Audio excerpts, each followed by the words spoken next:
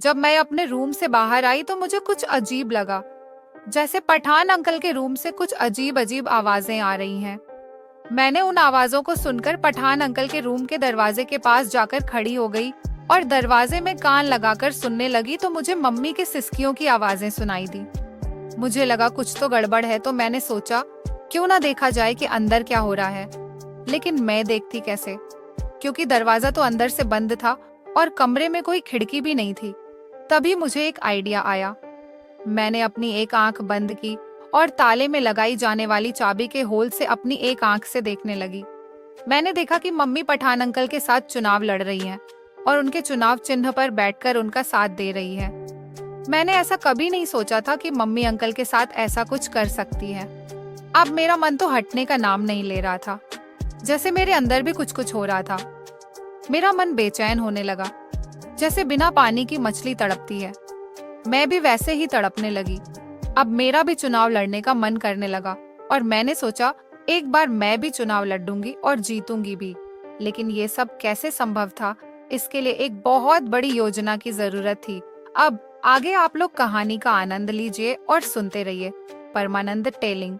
सो दोस्तों, अगर आपने अभी तक हमारे चैनल को सब्सक्राइब नहीं किया है तो सब्सक्राइब कर लीजिए और वीडियो को एक लाइक कर दीजिए और अपने मनपसंद दोस्त को ये वीडियो शेयर कर दीजिए। दोस्तों, मैं आपको अपने बारे में बताती हूँ। मेरा नाम रिया में और मैं दिल्ली में रहती हूँ। मेरे घर में मेरी मम्मी और मैं रहती हूँ।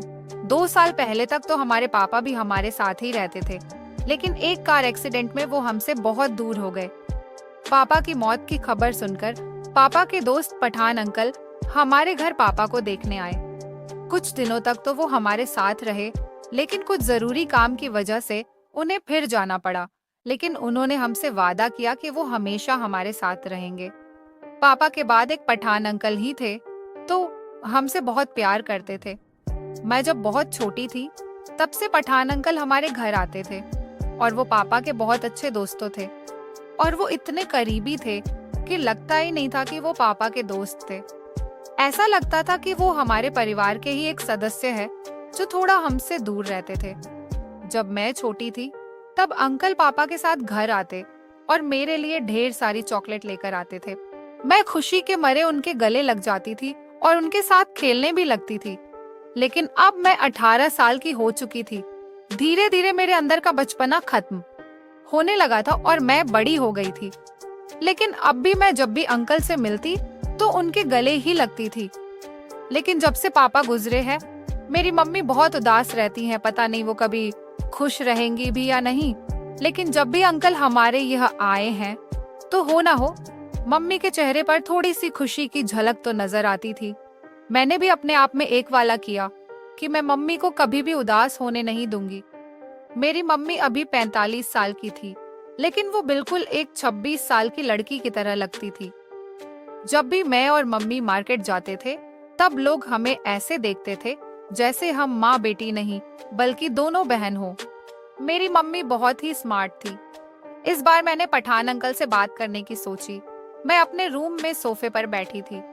तभी मेरे मन में ख्याल आया कि मम्मी हमेशा उदास रहती हैं, तो मुझे बुरा लगता है। ऐसे में कोई उनकी उम्र का भी हो जिससे हो हर चीजें शेयर कर सके, हर चीजें बता सके। लेकिन ऐसा कौन हो सकता है? मैं ये सोच रही थी। तभी मेरे मन में ख्याल आया कि क्यों ना मैं पठान अंकल से बात करूं। मैंने बिना कुछ सोचे समझे पठान अंकल के पास कॉल कर दी। पहले तो अंकल ने मेरी कॉल रिसीव नहीं की।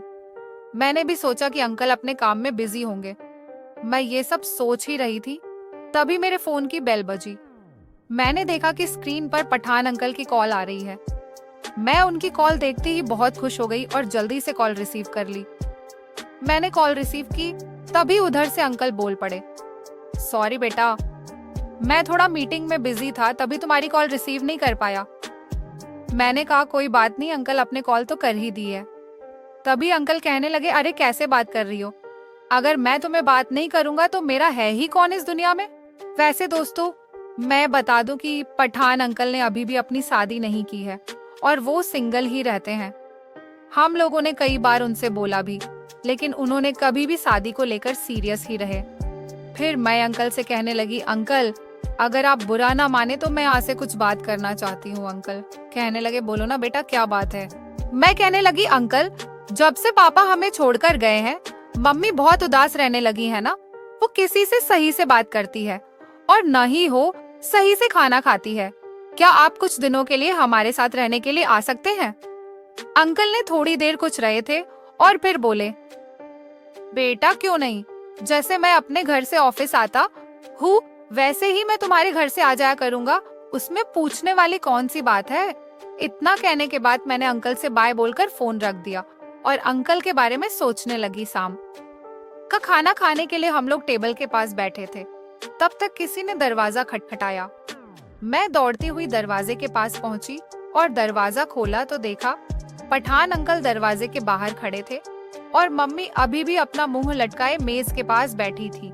तभी पठान अंकल ने मेरी मम्मी की तरफ अपनी निगाह करते हुए देखने लगे तो देखा कि मम्मी अभी भी बैठी हैं और उन्होंने अंकल की तरफ देख भी नहीं है।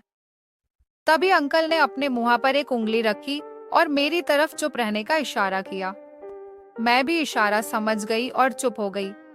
अंकल दबे पांव जाकर मम्मी के पीछे खड़े हो गए और पीछे से मम्मी की दोनों आंखें अपने हाथों कर ली। ये देखकर मम्मी अपनी आंखें खोलने की कोशिश करने लगी। मम्मी को कोशिश करते हुए देख पठान अंकल बोल पड़े, पहचानो कौन। मम्मी भी अंकल की आवाज पहचान गई और कहने लगी, पठान भाई तुम कब आए? अंकल ने मम्मी की आंखें खोल दी और कहने लगे, तभी आया जब तुम मुंह लटकाए बैठी थी। मैं देख रही थी और महसूस कर रही थी कि मम्मी पठान अंकल के आने से कितना खुश हो गई है। अब उनके मन में जैसे कोई टेंशन ही नहीं थी। अंकल कहने लगी, ममता अब मैं हमेशा तुम लोगों के साथ ही रहूंगा और कभी नहीं जाऊंगा।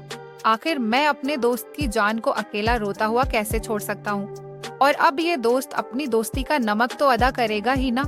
अंकल की ये बात सुनकर तो मैं भी बहुत खुश हो गई कि अंकल अब हमारे साथ ही रहेंगे, ऐसे ही हमें भी अपने पापा की कमी कभी महसूस नहीं होगी।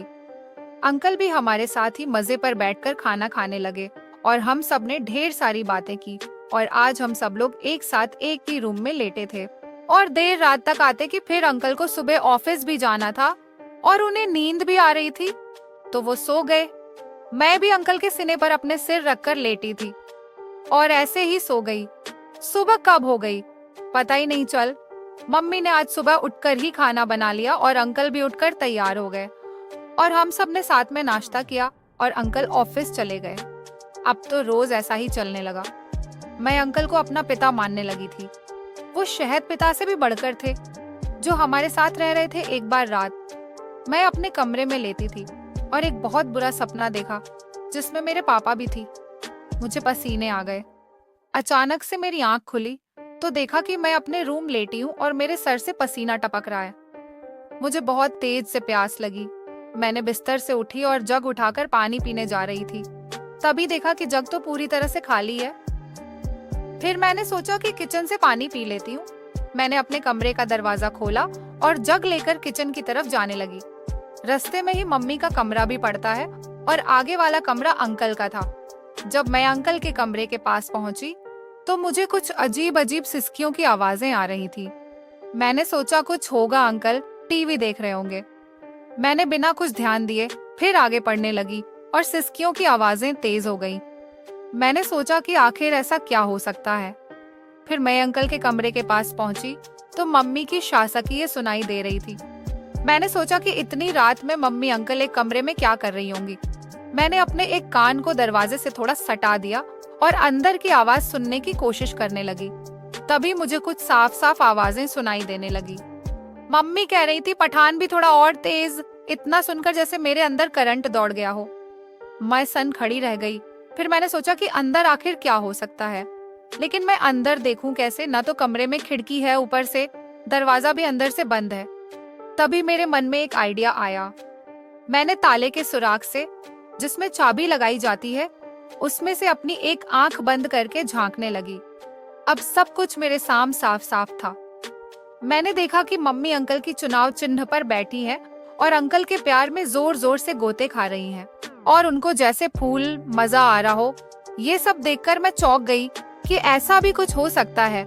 ये सब देखकर मेरा हाथ उस जगह पहुंच गया जहां नहीं पहुंचना चाहिए था और मैं अपने हाथ से ही कुछ को तसल्ली देने लगी और खुद के होश खो बैठी। थोड़ी देर बाद मम्मी बिस्तर बेतहासा लेट गई और अंकल से कहने लगी, पठान भाई, अब आप हमें कभी छोड़कर मत जाना। अंकल भी कहने लगे, मैं हमेशा तुम्हारा और रिया का ख्याल रखूंगी। अब अंकल माँ से बात कर रहे थे। मैं भी थोड़ा अपने होश में आई और वह से निकल गई। मैंने किचन से पानी लिया और चुपचाप अपने कमरे में आकर लेट गई और अब नींद मेरी आंखों से कोसों दूर थी। मेरे सामने बार बार वही मंजर सामने आ रहा था। इधर उधर करवट बदलते बदलते कब सुबह हो गई पता ही नहीं चला। आज मैं अंकल के उठने से पहले ही उठ गई और बाथरूम में जाकर फ्रेश हो गई और नहा धो लिया और एक हल्की गुलाबी रंग की ड्रेस पहन ली जिसमें मैं बहुत खूबसूरत लग रही थी। ड्रेस थोड़ा ट्रांसपेरेंट थी तो ड्रेस के अंदर का भी सब कुछ साफ साफ दिख रहा था। मैंने देखा कि अंकल सोफा पर बैठे नाश्ता कर रहे हैं। मैं बाथरूम से टॉवल को अपने गिले बालों में लपेटकर बाहर आ गई और अंकल के सामने आकर खड़ी हो गई। मैंने अंकल से पूछा, अंकल कैसी लग रही हूँ? अंकल अहम लगी।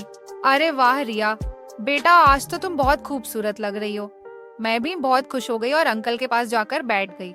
फिर अंकल ऑफिस जाने लगे तो मैं जल्दी से उठकर अंकल के गले लग गई और थोड़ा अपना दबाव अंकल पर डाला जिससे अंकल कुछ अलग महसूस कर रहे थे।